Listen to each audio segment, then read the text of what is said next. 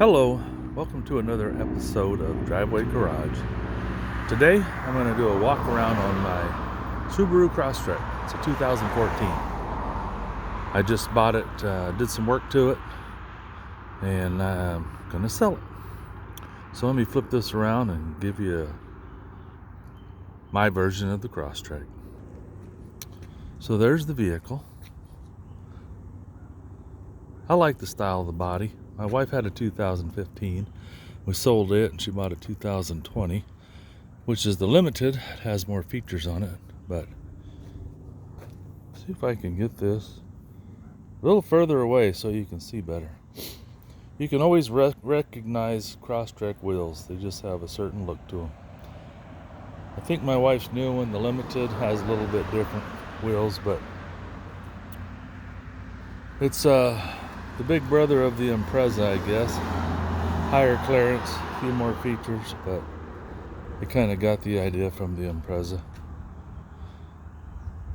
I drove one of these in a really bad blizzard a few years ago, my wife's, and it was so bad they shut the interstate down, and I wasn't sure if I was going to make it home, but her Subaru Crosstrek went flying through the snow. It was just amazing.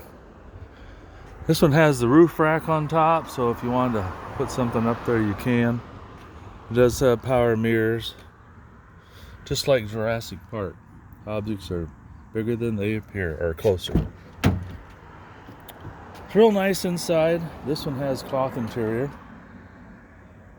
It's got the, well, I don't know, it's kind of a soft touch. Emergency brake in the middle, gear shift. Now this is a CVT transmission, but you can shift it manually with the paddle shifters on the steering wheel. It's got a cup holder in the door and some room for some other stuff. You can open and close the vents, I think all the way across, so if you don't want some air blowing on you. Glove box, owner's manual. It's got speakers in the door. I had just had this one detailed, so it's pretty clean. Even though it has 175,000 miles, it runs like a top. Another cup holder there, power windows. The back seats, plenty of room back here. And then, if you want to haul something big, you can just fold the back seats down, one or the other, or both. And then these are hooks for child seats. It's got a little storage in the back of the front seat. Gas tank is on the passenger side if you're in America, the right side of the vehicle. It's got a little plastic guard here to protect from putting stuff in and out. Rear window wiper, washer, of course. Now this one has a, I don't know if that was factory or not, but it's got a plastic tray in the back, help on the carpet. Now there is carpet under there, so if we can get that up. So there's carpet, there's a little strap you can grab here, there's your spare tire, jack, all that kind of stuff. This one even comes with the sunshade, so if you got some groceries or something you don't want people looking at back there, you can put the sunshade up, and if you pull the sunshade one way or another, it'll pop out of there if you don't want it in your car.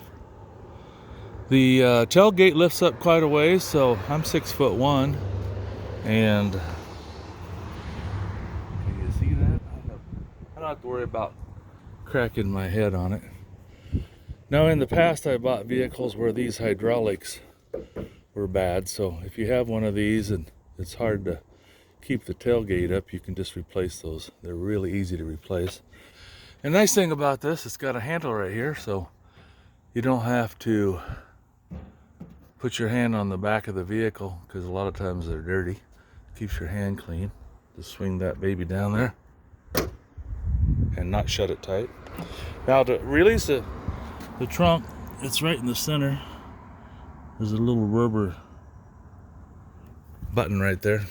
Just pick up on it. It's electric. Nice looking tail lights, plenty big, marker lights. My wife's first one, the 2015, I put a trailer hitch on it. That was pretty easy to do. So you can tow with these if you want. This one's got some real nice tires on it. Lots of tread. Passenger side, easy to get in and out of, got the headroom. Floor mats in the bottom, protect on carpet. Cup holder in the center. Again, power mirrors.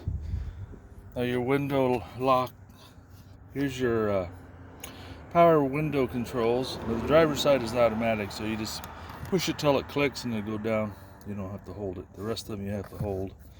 If you've got kids, you don't want them playing with the power lock or the windows, you can push this and that'll lock them. Manual lock and unlock on your doors. Electric windows. Now this one has, oh, I didn't even notice it was on. It has heated seats even though it's cloth. So you push it down in the front, that's high. Down in the back, it's low. You can turn one or the other on. And the center console armrest slides forward and backwards.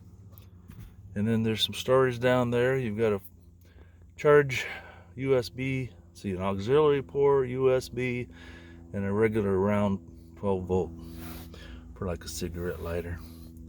And then there's one underneath there too where there's some more storage. And you can slide this down, the gear shift down, slide it over to the left to shift manually, but you don't even have to, because with the paddle shifters behind the steering wheel, you can just upshift and downshift. This was your downshift paddle, the other one's for going upshift. And I found out the other day, if you have the cruise control set on 65 and you downshift, it doesn't shut the cruise off. It just sends your RPMs up through the roof. So make sure you shut your cruise off if you're gonna manual shift. Down here we have traction control. You can turn it on and off. This is how you brighten and dim your dash lights. And if you turn it all the way, if I remember right, it turns your dome light on. Let me hop in here for a second.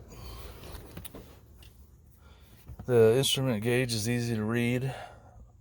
You got your tachometer, speedometer, and then in the center, when the car is running, it'll tell you your miles per gallon, the outside temperature, and there's a clock.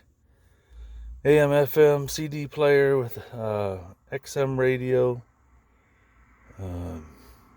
Well, I'm not sure on this one it has XM radio. My wife's other one does.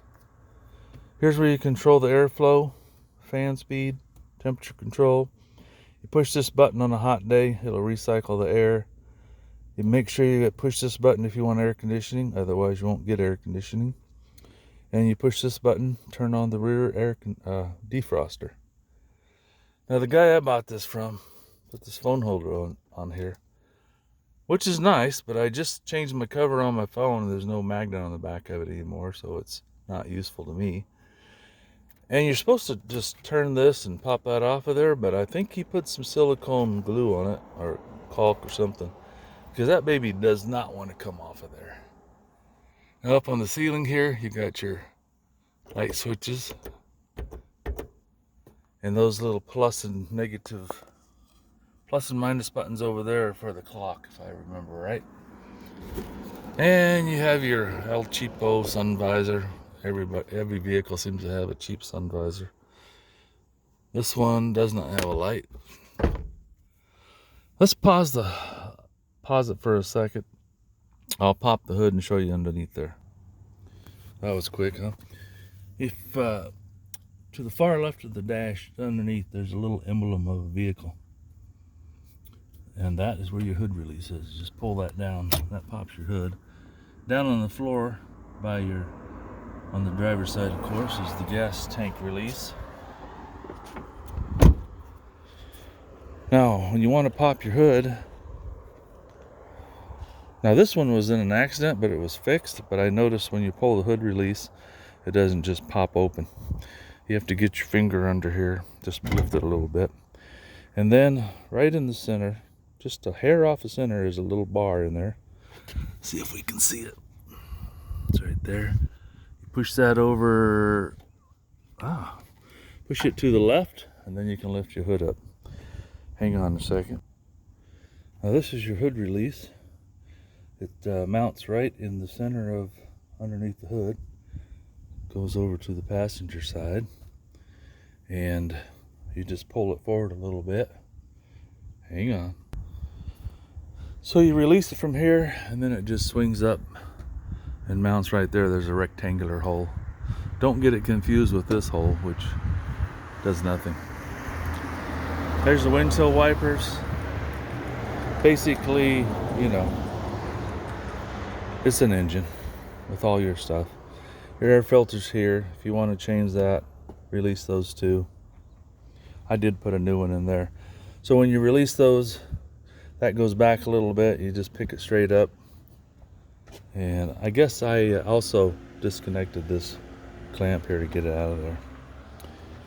It's really nice. Well, if you want to check your oil here, you can't check your transmission fluid. I changed the transmission fluid on this one, but you have to get underneath to do it. There's a fill plug and a drain plug. Coolant goes in here, radiator cap, window washer fluid, battery, brake fluid. Now this brake fluid was down a little ways, but once I put new brakes on it a couple days ago and squeezed the pistons back where they belong, it filled it back up. So you lose, the brake fluid goes down as your brakes go wear. Nice thing about Subarus, at least these, this is your oil filter, and this is your fill. So you crawl underneath and pull the plug, drain your oil, put the plug back in, and you can do your filter. Makes it a lot easier. Got a little bit of insulation in there for, I suppose, protect the paint from the heat. I don't think it's for noise so much, but maybe it is. Here's the front. Got some fog lights down there. I think that's standard equipment with these, if I remember from just looking. And that's a brand new headlight, replaced after the deer whacked this side, I guess. And they painted it and did some body work. It looks really good. You can't tell it was hit a deer. This headlight is just a little bit on the foggy side. I might get some 1,000, 2,000, 3,000 grit sandpaper and polish it up. But overall, it's a really nice vehicle. They're comfy for 4 people, probably a couple adults, 3 kids in the back. Like I said, it's got adequate room behind the seat, but you can lay the seats down and you can haul a lot of stuff. The 4-wheel drive system in here is just awesome. I was on the closed interstate driving through a foot or two of snow. It never missed a beat. Some 4-wheel drives will spin a little bit and then gain control, but not this thing. I drove it up the mountain pass with, it was unplowed. There were semis going 20 miles an hour. I passed them in 2 foot of snow, went around them, and I was cruising along at 45 miles an hour. And this thing, not this one, but one almost exactly like it. They are really, really awesome in the snow. Well, thanks for watching, guys. If you're thinking about buying a Subaru, I would highly recommend it. These Crosstreks are really nice. And they have about 8.5 inches of clearance. So a lot of guys use them for rock climbing or, you know, off-roading, because the 4-wheel drive system is really good and they have a lot of clearance by themselves. And then you can even put a lift kit on them, put bigger tires on them. Anyway, thanks for watching, guys. Feel free to like, share, and subscribe. Have a great weekend.